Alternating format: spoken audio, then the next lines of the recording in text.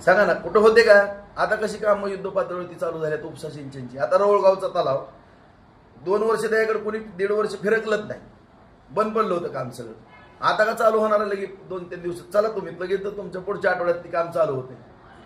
आता हाय 4 लेनचा रस्ता, एवढे दिवस तुम्ही काय केलं? आता बघा, हे झाल्यानंतर आम्ही दिल्लीला पुढच्या 1 महिन्या 2 महिन्यामध्ये गडकरी साहेबाकडे मीटिंग लावतो, ते पण मंजूर करून आणतो. मग विनाकारण काहीच करायचं नाही.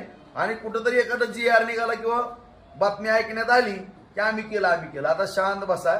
विनाकारण ती विधानसभेला काय कळत न कळत घटना घडलेली, झालं गेलं, गंगेला मिळालं, आम्हाला पण ते नाही. परंतु आता तरी तुम्ही जेवढं तुमच्याकडनं होतंय तेवढं चांगलं काम करा. विनाकारण न केलेल्या कामाचं क्रेडिट तुमच्या विरोधकांनी घेऊ नये. आणि इथून पुढं बार्शी तालुक्याचा विकास थांबणार नाही.